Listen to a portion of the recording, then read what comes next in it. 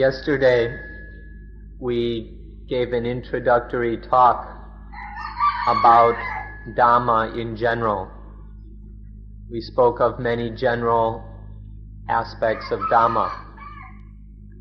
Today we will speak about the Dhamma which is the heart of Buddhism in particular.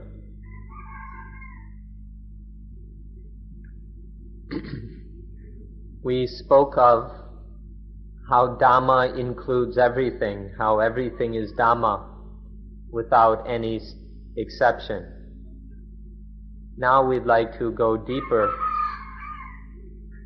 into the Dhamma, especially the Dhamma that is named Ithapajayata Paticca Samuppato, or a little more short, Paticca Samuppat, Paticca Samuppata, which is the heart of Buddhism. This is the natural principle which governs and controls everything, at least all of the things which are sankhara, that is all the conditioned, compounded things, the things which are sankata, conditioned, concocted, compounded. If you understand this subject of Paticca Samuppata, then you will understand the heart of Buddhism, because this is exactly the thing that the Buddha was enlightened to. The Buddha's enlightenment was all about Paticca Samuppata. This subject is easier to understand if we divide everything into two categories. All things can fall into one of two categories. There's the category of sankata. Excuse us for using the Pali words, but it's easier. Sankata are the things which are compounded by causes and conditions, the things which are concocted through causes and conditions. And then the other category is that which is asankata. Asankata means they're not like that, not compounded by causes and conditions. All the things which we call problems are within the category of sankata, compounded, concocted things. You'll never find a problem in the asankata, the uncompounded category. Thus, the subject of Paticca Samuppata is that of the sankata, the compounded, concocted things. There's an ancient metaphor which expresses this. It's the metaphor of the vata. Vata is a cycle, or something that spins round and round and round. Especially in India they speak of the vata samsara, the spinning around of samsara, or the whirlpool of samsara. This vata is a metaphor, a symbol for the concocted, compounded things which spin around, cycling around like a whirlpool all the time. The meaning of this metaphor is that we fall into the whirlpool. We get sucked up into the whirlpool and trapped within it so we can't get out. Once we're caught in the whirlpool, we can't get out. And so we drowned. And we drowned in the whirlpool over and over and over again, because we can't get out, so we continually are drowned in it. This is the meaning of the vata samsara, the cycles, the whirlpool of samsara. It sucks us in and we're trapped so that we drown over and over again.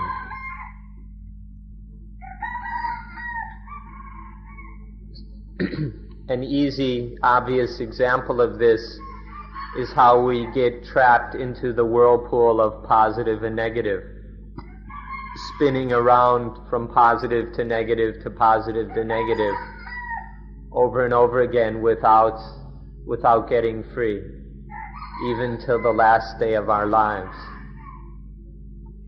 Or if we put it in simple terms which a child can understand, we call it being trapped in the whirlpool of gladness and sadness.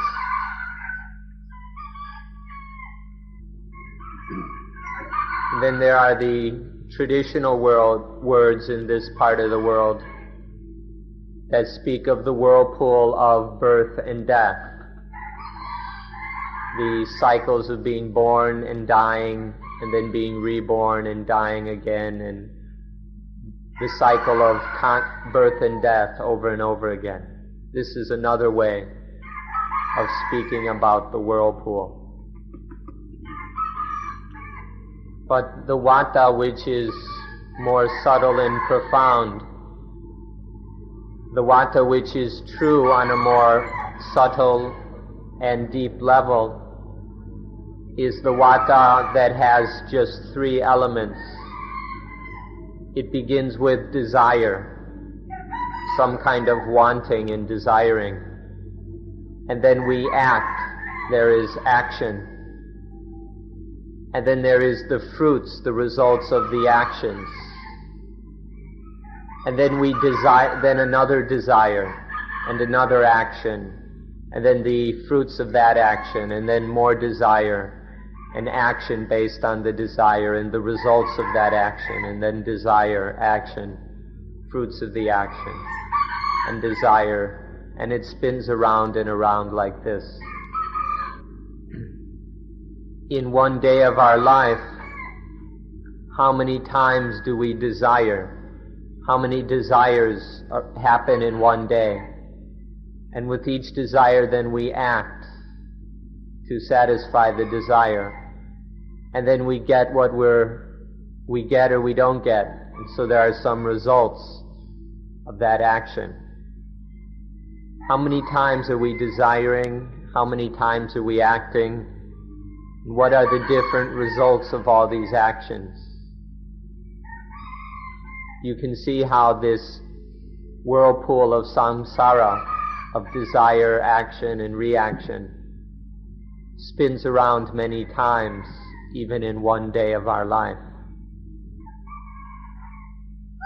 These three conditions or modes are the symptoms or modes of what we call paticca samuppada, or dependent origination. It happens over and over again, these cycles of dependent origination are spinning around many times each day.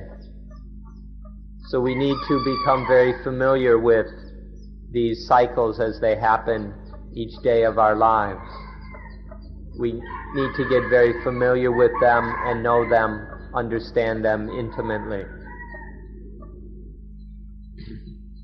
So all the problems that we face each day of our lives are just symptoms of these cycles of dependent origination. The problems regarding our health, of our families, of economics, our work, then all the ordinary gaining and losing, winning and losing of ordinary life. All these are modes or examples of the spinning around of the vata samsara of dependent origination. Our minds are imprisoned in this whirlpool of dependent origination.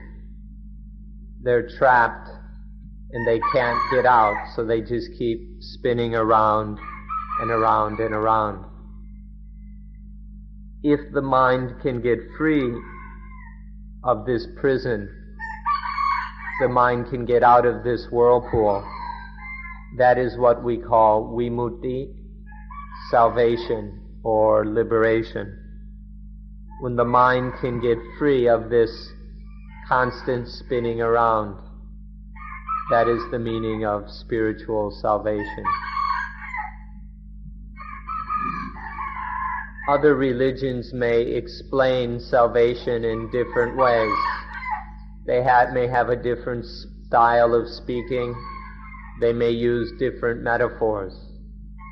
But in Buddhism, this is how we speak about salvation. That the mind is trapped in this whirlpool of dependent origination. It keeps spinning around in this whirlpool until one day it finds a way to get free. It gets outside of and free of all that spinning around. This is how we explain salvation in Buddhism.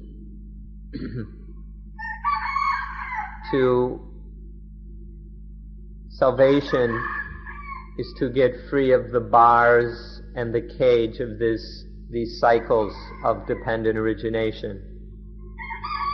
When one gets free, when one gets totally free of that, in Buddhism it's called to realize Nibbana. Other religions may talk about it differently. Christianity might call it to dwell in the kingdom of God. Or the Hindus might speak of being united with the eternal self. But the meaning is, in practice, the meaning is the same. To escape from these cycles, the spinning around of the origination. If we want to explain it in a way that a child can understand, then we talk about getting free of the circle that makes us laugh and cry. There's this circle that is making us either laugh or cry all the time, one after the other. Salvation is to get free of that circle of needing to laugh and cry. The way of speaking about this for adults is to say to get out of all problems, to get free of all problems. This means both the kind of theoretical problems or questions, the theoretical questions that trouble us, as well as the practical problems of daily life which we need to solve. To get free of all these is the meaning of salvation. Please ask yourself very honestly whether you have these kind of problems. In your life, do you have these kind of problems?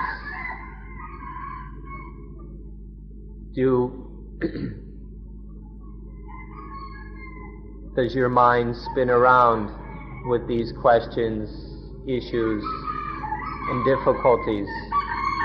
In your life, are you trapped still within the cycles of dependent origination? Ask yourselves why it is that you must go there and come here.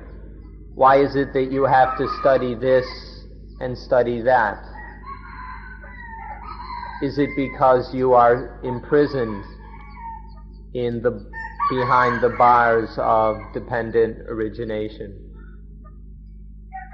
When the mind is trapped in the cage of dependent origination, then it is selfish. Whenever the mind is in this cage, then it will be thinking and acting selfishly. To get free of this cage of dependent origination is to overcome selfishness. Nowadays, the entire world is under the power of dependent origination. The whole world is encaged in this stream, in this whirlpool, in this spinning around of paticca samuppada. So it's a world that is totally under the power of selfishness. And so the results that necessarily follow from all that selfishness are all the crises which trouble us in this modern world, so that it's impossible to find any peace or happiness in this world. We can say, in a way that we don't have to fear that anyone will contradict us or disagree, that everyone in the world is selfish. Everyone in this world is selfish. From the great powers of the world to the little countries, they're all selfish. The developed countries are selfish, and the underdeveloped countries are selfish. The employers are selfish, and the employees, the workers, are selfish. The buyers are selfish, and the sellers are selfish. The merchants are selfish, and the consumers are selfish. Everyone in this world is selfish. Everyone is under the power of this dependent origination. Everyone is trapped in this cage, in this whirlpool. The political problems of this world are the selfish matters of selfish people. The economic problems are the selfish problems of selfish people. The social problems are the selfish matters of selfish people. The whole world is having to deal with this problem of selfishness. Everyone in this world is creating and having to suffer from this problem of selfishness. The political parties are unable to solve any of the world's problems because they're stuck in selfishness. Stuck in this selfishness, there's no peace within the political parties. So how can they ever work for peace in the world? The political parties don't understand dependent origination, and so they don't have the power or ability to control dependent origination. And so our politicians and the parties are just spinning around over and over again in this selfishness of dependent origination. And so there's no chance that we can depend on these politicians to bring peace to the world.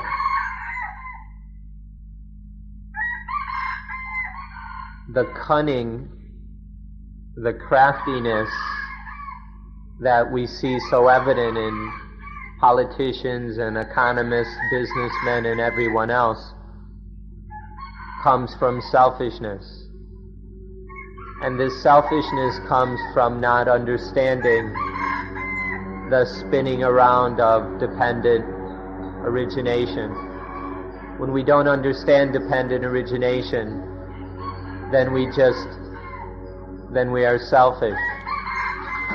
So all the cunning and trickiness that mark human relationships nowadays are a result of that.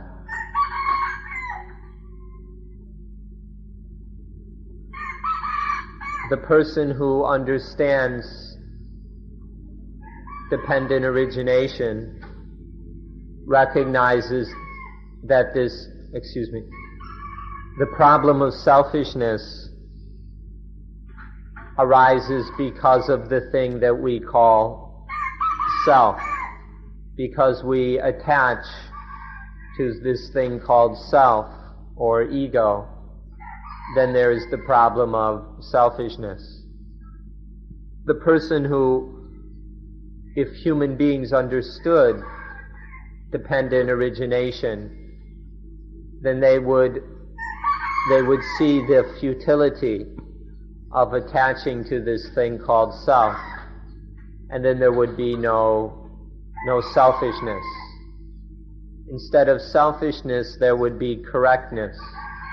People would just do what needed to be done. They would be honest, just, straightforward, and pure. And then there wouldn't be any more problems. Now we'll take a look at dependent origination itself. We'll focus our attention especially on this matter of paticca samuppada itself. You can understand already from the words depending what we're talking about. Depending on this thing, a new thing happens. Depending on that thing, another thing happens. Depending on that thing, another thing happens. And on and on and on. Depending on things, new things keep happening. This dependent arising or happening or origination of new things, which goes on and on and on, is what we mean by dependent origination. All of our problems are like this. Our health problems, economic problems, family problems, social problems.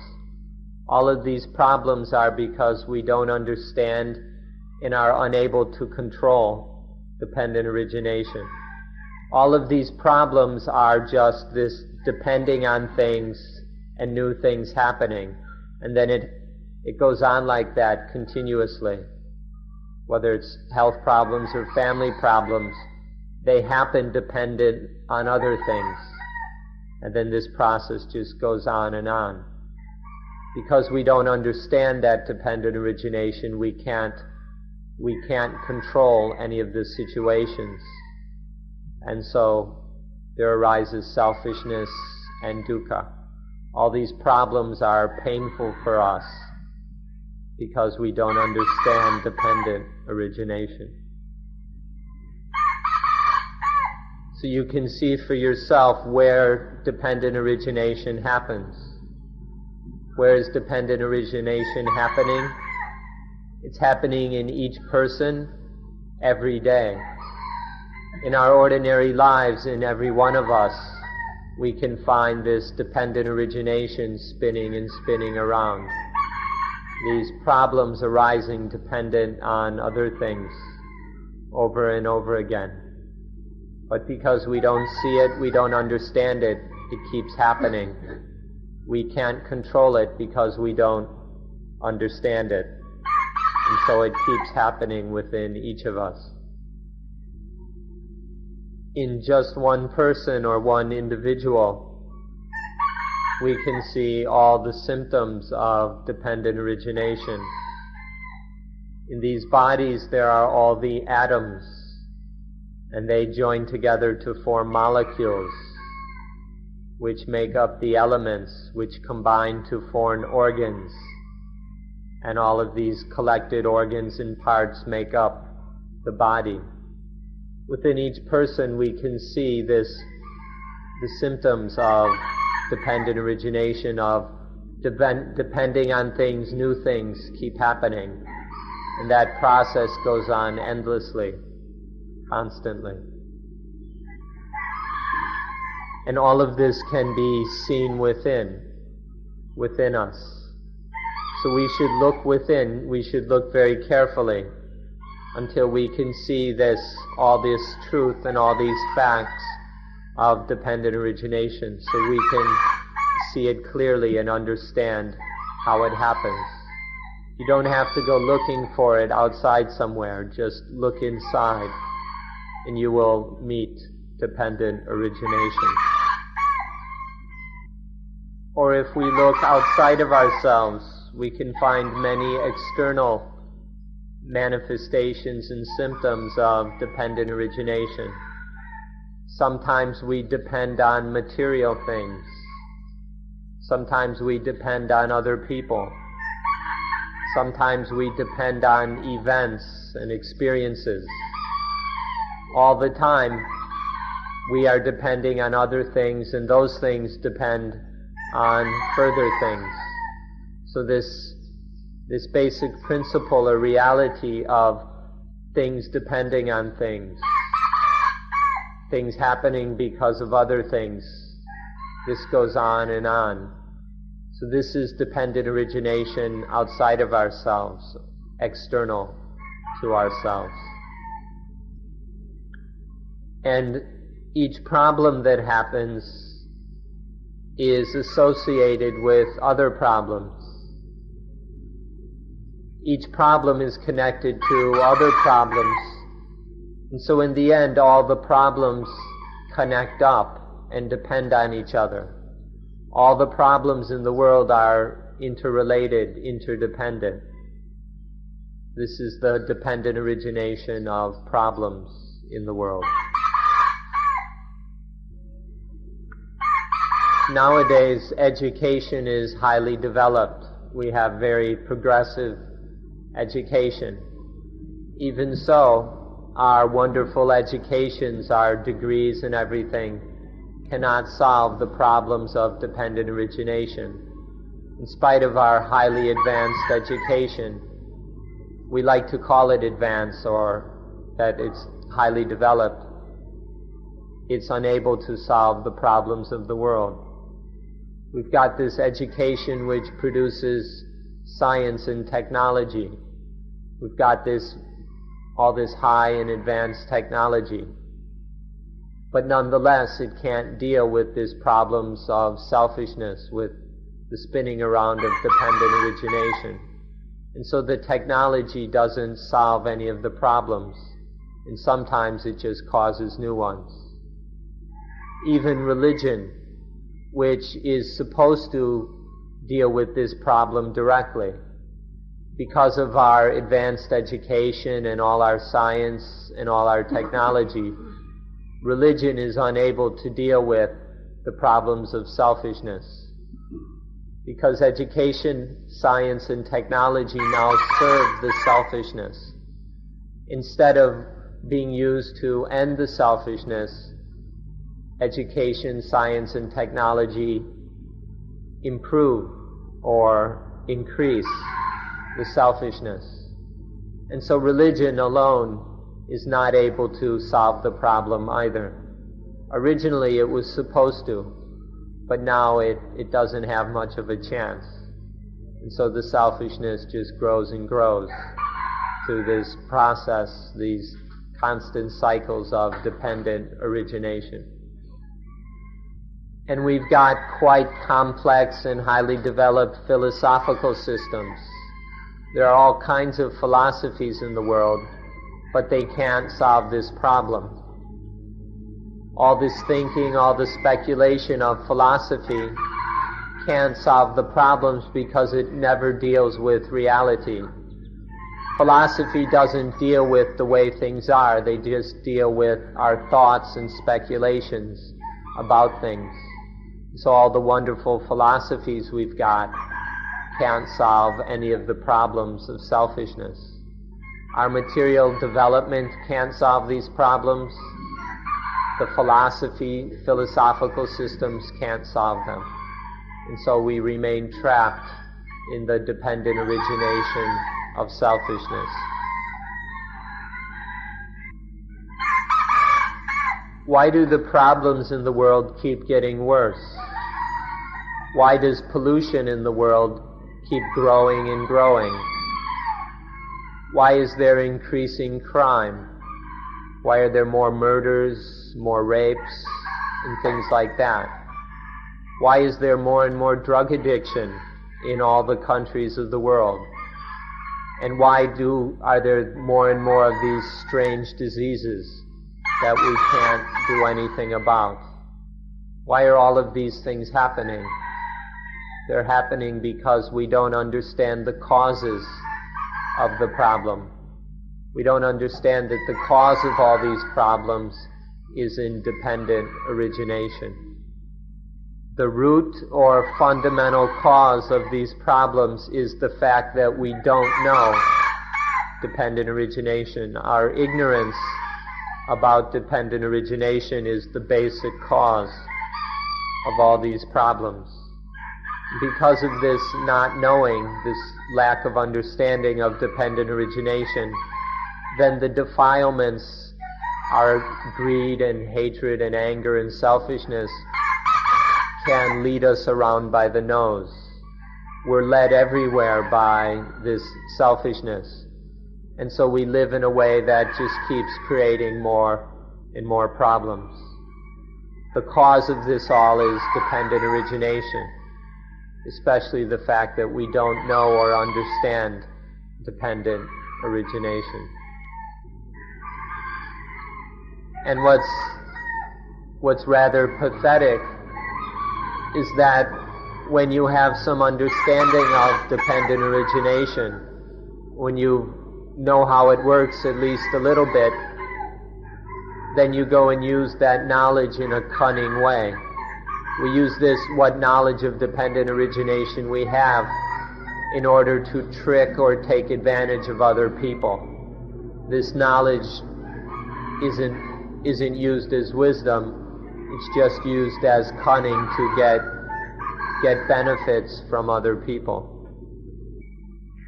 We're constantly deceiving ourselves. We see that something is correct, that it's the right thing to do, but it has no benefit for us. We don't get anything out of it, so we don't do it.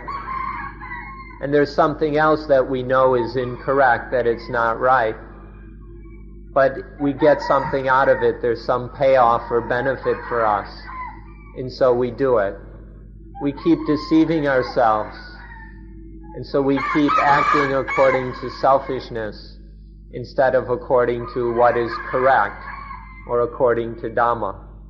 And so how could it be otherwise than that our world is full of problems? Our families, our societies, the environment, the whole world is full of problems when everyone is behaving in this way. We're not honest or faithful to correctness or to truth. We're not faithful to the truth, we're only faithful to our own advantage, to our own interests and benefits. We don't care about what is right or what is true. We only care about the payoff that we get from something personally. And so we live in a world full of problems where truth and correctness don't really matter anymore. The only thing that matters is people's personal benefits and advantages. So it's a world of competition, of people struggling and fighting against each other. Not just between countries, but even in families. Even husbands and wives are fighting each other because of this selfishness. Because we're not faithful to what is correct, we don't have any ability to understand dependent origination. We're not faithful to the truth, so how can we ever see the truth? Not seeing dependent origination, we don't understand the original cause of all our problems. So we don't solve problems by eliminating the cause. Instead, we only deal with the effects and results, meaning our own personal benefits and advantages. Because of this lack of faith and sincerity, then we don't have any ability to solve any of the problems. We don't know what to do about paticca samuppada. There's an old saying We don't know whether it comes from Europe or Asia or the Middle East, but it's correct wherever it comes from. The saying goes, if one solves the problem at the cause, at the origin, then one is a lion cub. If you solve the problem at the end, at the results, then you're a puppy. If you go and take a stick and poke a lion with a stick, the lion won't mess around with the stick. It'll go at you. The lion isn't stupid. It knows what the problem is, and so it deals with the problem. But a puppy is stupid. If you take a stick and poke the puppy with the stick, the puppy just bites the stick. And this will go on forever because the puppy doesn't know where the real cause is. So if one deals with the real cause, then one is a lion. But if one just messes around with the end of the stick, then you're a puppy. If we don't understand dependent origination, there's no way we can solve the problem at its origin or at its source. And so we'll just keep fooling around with the results, trying to readjust or something the results. And that means that every time we try to solve a problem by rearranging the results, we'll just create new problems. And this will go on and on forever. An endless procession of the dependent origination of problems. We want to really deal with problems, we need to go to their source, to their origin. That means we need to understand dependent origination. So this is the importance of dependent origination, or paticca samuppada. It enables us to solve our problems at their origin. We can get to the source of the problems and end them there. This is the importance of paticca samuppada, that it can free us. If we understand it and practice accordingly, it can free us of all of our problems, from all dukkha. So we hope that you will be interested in dependent origination, that you will take it seriously enough, befitting its great importance and value. In the circle of Buddhists, we give a great deal of importance and honor to this matter of dependent origination. It's so important that we say that dependent origination can turn an ordinary human being into a Buddha. We mean that the Prince Siddhartha, who was just an ordinary person, became a Buddha through knowing, through fully realizing dependent origination. And then, with this knowledge, one is able to solve all the problems of the world. This is the importance that Buddhists give to dependent origination. This thing they call enlightenment, the enlightenment that they like to talk about, is simply the realization of dependent origination. The Buddha realized dependent origination fully, 100%, and that's what the Great Awakening or Enlightenment was about. He had for a number of years investigated, searched, researched, studied, until he finally discovered this truth of dependent origination. And that's how the enlightenment or Great Awakening of the Buddha came about, through realizing, through the thorough realization of dependent origination. When we're in a good mood and have some free time, we like to sing songs to ourselves. When the Buddha is feeling well and has some free time, he sings dependent origination to himself. There's a place in the scriptures where the Buddha was alone sitting in the forest, and instead of singing a song like we do, he recited dependent origination. This is the difference between a Buddha and ordinary people like us. And even after the Enlightenment, the Buddha insisted and emphasized that whoever sees dependent origination sees the Dhamma. If you see dependent origination, you see the Dhamma. And whoever sees the Dhamma sees me. That means whoever really sees the Dhamma sees the Buddha.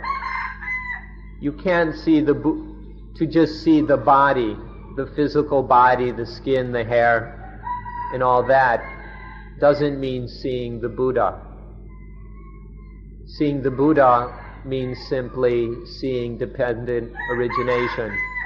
By realizing for oneself the reality of paticca samuppada, one then meets the Buddha. So we try our best to help you to understand and see for yourself the facts of dependent origination. We do what we can so that you can investigate this matter and see for yourself how it is. We try here to teach the Dhamma on the level of paticca samuppada, which means the very heart, the essence of Dhamma, so that you can meet the Buddha for yourself. So that when you spend all this time in a Buddhist country, you at least eventually can meet the Buddha. So we beg and implore you to study and profoundly investigate this matter of dependent origination. If you study this deeply enough, sincerely enough, then you will have the understanding which is of great practical benefit in your lives. You will have the kind of knowledge which will enable you to master, to control the stream of dependent origination. Up till now, this stream just goes on, keeping us trapped in all our problems and troubles.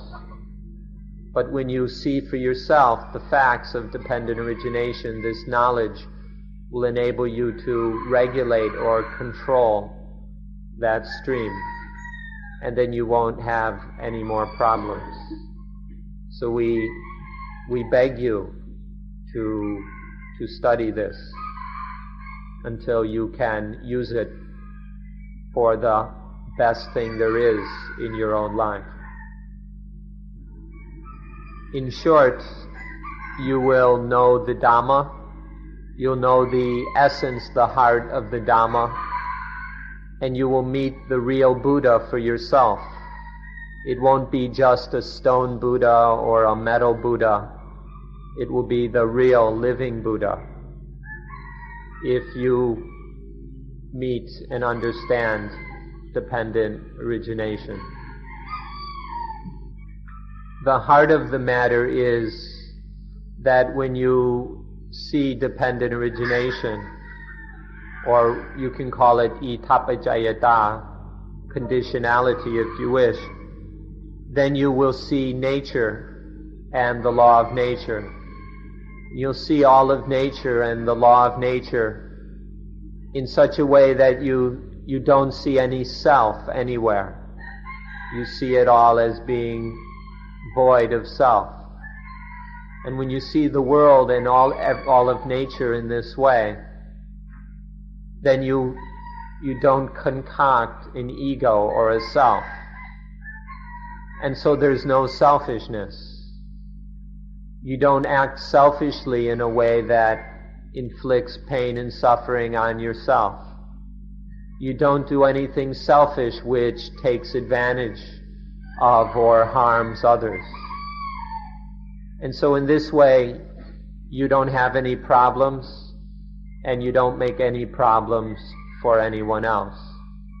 This is the heart of the matter, the importance of studying dependent origination.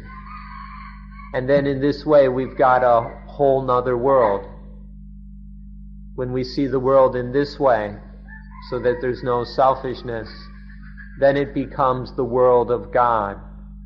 It becomes heaven, paradise, whatever you want to call it, because there's no more selfishness, because we've seen dependent origination. It's true that this matter is rather difficult. It's not such an easy thing to realize the truth of dependent origination. On the other hand, it's not impossible. It's within the limits and abilities of all of us to investigate and understand dependent origination. The reason it's difficult is because there's a kind of instinct. This kind of goes against our instincts. We have an instinct that is always pulling us in the direction of self. There's an instinct towards self that's very interested and concerned about oneself. All the instincts will pull us in this direction. And so we need to kind of retrain that instinct.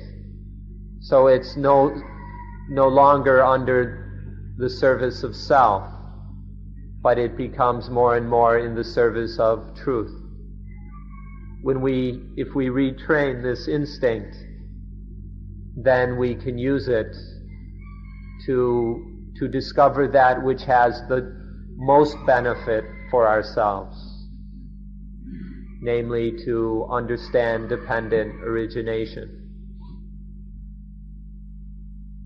Now, dependent origination will reveal to us that everything just happens naturally.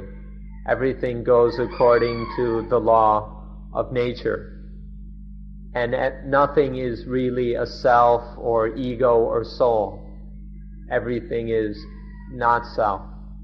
This is what dependent origination will reveal to us, that everything is not self, that everything is void of self. But if you want to call it a self, you can. Many people like to talk about self or soul or the higher self or whatever. If you want to talk that way, you can. But the important thing is to not let this talk about self turn into selfishness. So dependent origination, but if you really understand dependent origination, you won't have any more need for this business of self or soul. You won't need to talk about such things. You won't believe in them anymore, because you'll see that everything is not self, and you'll see that it all just happens naturally. If we're not careful, our ideas and thoughts about self will just get us into more trouble.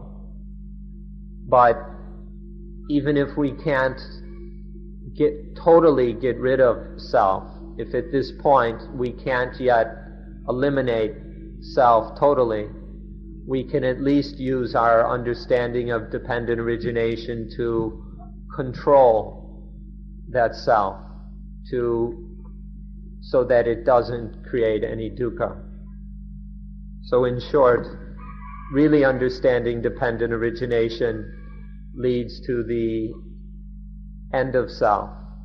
But as long as we've still got some self, some ego, or whatever you want to call it, understanding dependent origination will enable us to keep that from turning into selfishness and creating dukkha. Okay, so now we will start to investigate dependent origination in a way that even our children can understand. So please listen carefully so you'll be able to teach this to your children. Okay, first of all, we've got eyes with which to see, ears for hearing, noses for smelling, tongues for tasting, skin for touching, and minds in order to think and know and experience things. We've got these 6 things in order to know and experience the world around us. This is the first thing to know.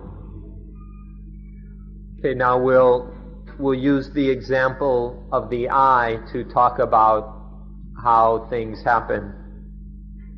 When the eye sees a form, there's some visual form out there. When the eye sees the form, the person who understands dependent origination will think only that the nervous system, the visual nervous system, is experiencing some visual stimulus.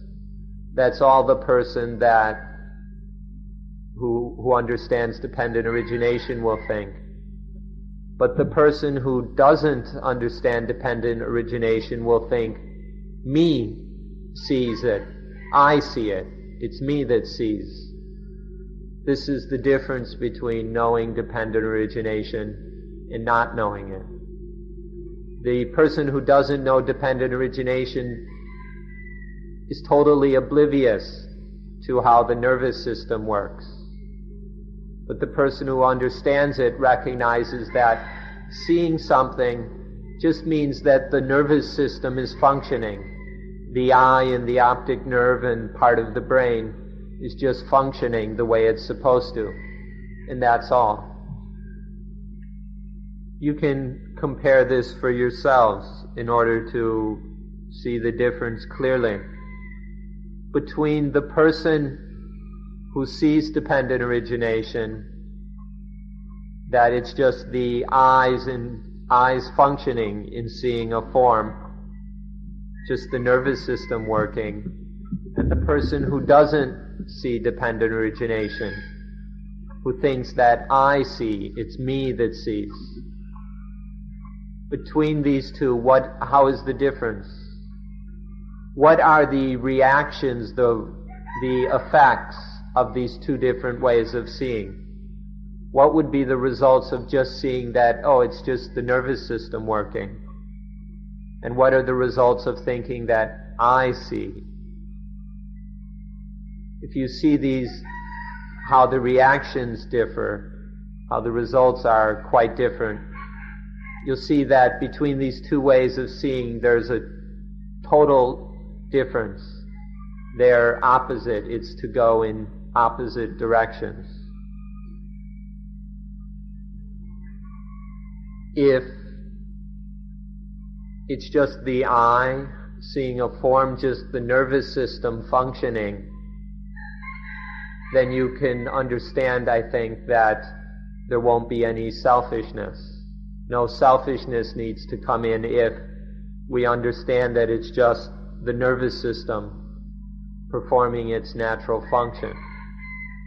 But if it's I see, I think you can understand how that will lead to selfishness. So it becomes the difference between seeing unselfishly and seeing selfishly. This is the difference, and the importance of the difference should be clear to everyone. If I sees something, if it's the ego seeing, then there will be wanting and desiring and wanting to collect it and have it and keep it or become it or change it or something like this. And so then there will be all the complications and trouble of all that wanting and collecting and possessing and changing and struggling and all that. But if it's just the nervous system seeing, if it's merely the nervous system working properly, and there's no I to see, no ego to see, then it's very simple. And all we do is know what to do next. We know that the I, the nervous system, is functioning, and we know what to do about it. And that's all.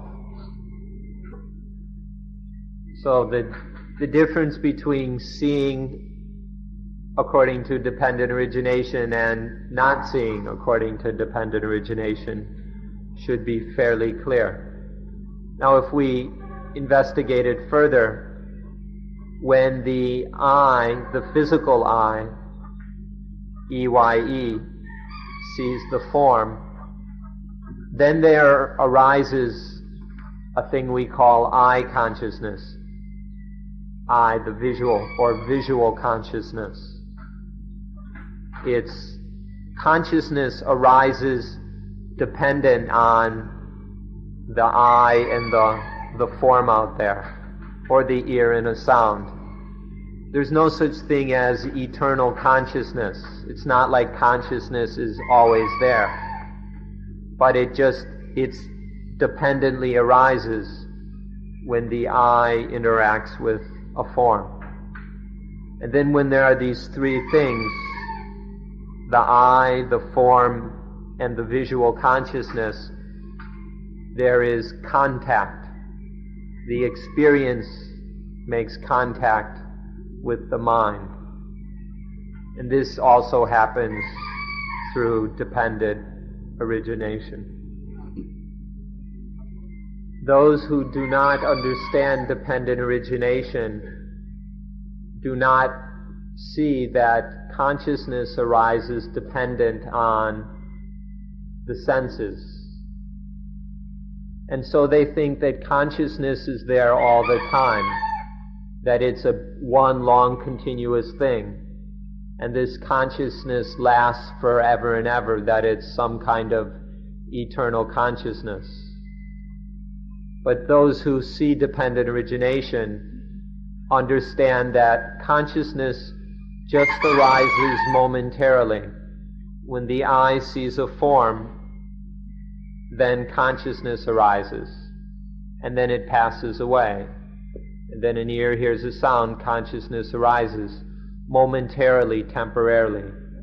Consciousness is not something that was there from the start, but it arises only after there's the interaction between our nervous system and the world around us. Then consciousness arises momentarily.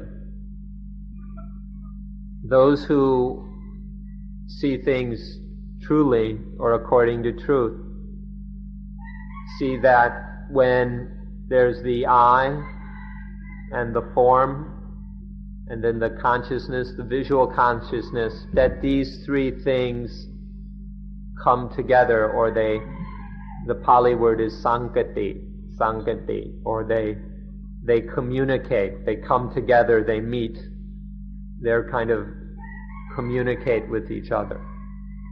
And this means that there's contact, that the mind makes contact with the sense objects. This is another thing that is dependently originated. Contact isn't some permanent thing. It's just a temporary, momentary thing that happens when these three things come together, when they communicate. And then when there is contact, when there is the momentary contact, dependent on contact, there is vedana. One has a kind of feeling, or the experience has a feeling quality to it of positive or negative. And one who sees that this is just happening according to dependent origination sees that this Vedana isn't some self or soul. It's just a natural reaction to the sense experience, and that there's no me that feels, or it's not my feeling or anything like that. It's just another momentary thing which arises and will pass away. It's not something to be taken as being me or self or soul. The person who doesn't understand dependent origination gets stupid at this point. When feeling arises, the one who doesn't know about dependent origination will foolishly grab onto that feeling as being me or being mine.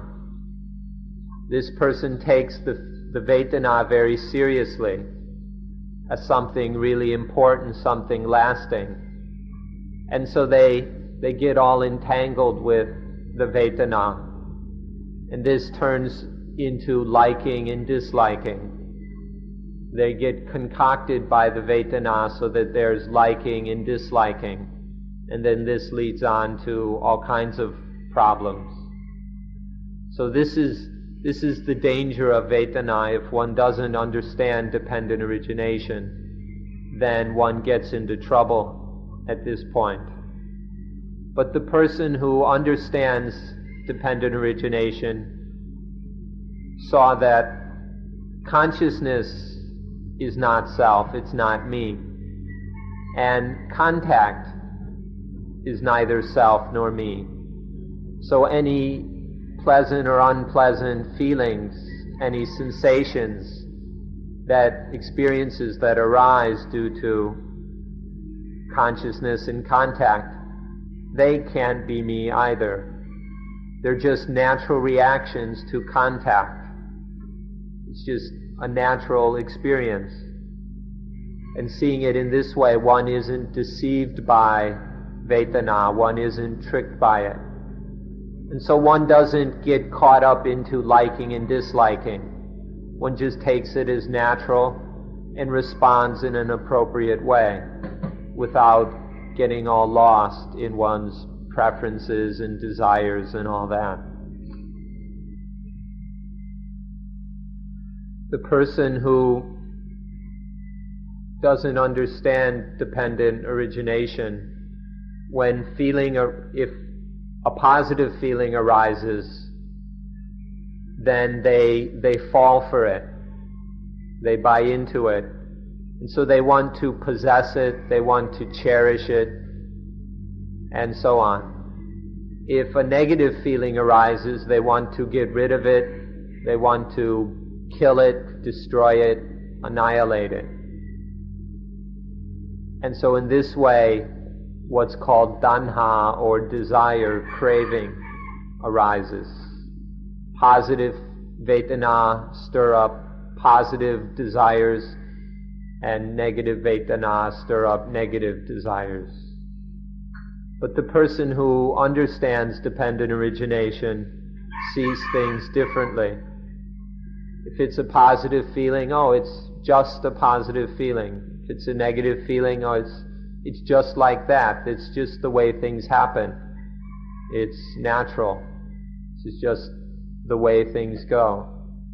And so desire or craving doesn't get stirred up. There's no need to manufacture desire or craving. This is the difference between knowing and not knowing dependent origination regarding the Vedana. So the foolish person ends up enslaved to the Vedana. So all of you, are you enslaved to the Vedana or not? If one is the slave of the Vedana, then one is trapped, and it will just bring on dukkha for one. Everyone in the world must struggle morning, afternoon, and night because they are slaves to the Vedana. So the danger of Vedana is that it stirs up self. Because we're stupid about these Vedana, because we don't understand them, then we concoct self out of it. Because we don't understand the feelings, the Vedana, then we fall for them, we become enslaved by them. And then in our enslavement, we create the self, the ego, the me, the soul that is enslaved, that is trapped. This is the problem, the danger of the Vedana. Vedana leads to tanha, which is foolish desire. Any kind of stupid desire is called tanha. And then tanha leads to, or conditions, the sense of self, thinking that it's me that experiences, it's me that wants, that desires. This is called upadana, attachment or clinging. This clinging to desire, to vedana, is as being self, as being me, is called attachment or upadana. This upadana or clinging towards self then gives rise to a strong feeling of being someone or something. We personify the self, we create an identity or personality around it. And this is called bhava or existence. It's the existence of self. Whether it happens in the womb or it happens outside the womb, it's the same. There is this existence of a personality, of a person, of an ego. And then this ripens and becomes mature until it's born as a full-blown ego. One has a full-blown ego which then behaves selfishly, creating problems, creating dukkha. Because of the ignorance about how all these things work, then the feeling has stirred up desire and attachment, and then identification and personality, and then the ego is born, and with it selfishness and dukkha. So when there is this elusive, delusive self, when there is this illusion of self being a personality, this is called bhava. And then as it ripens, ages, matures, then there is what is called birth. The ego is born. The I am is born in the mind. This is called jati or birth. This is the full-grown, fully matured birth of ego. The self is now fully ripened and is born as self, as ego. This birth of ego doesn't just happen once, it happens over and over again, many times in a day.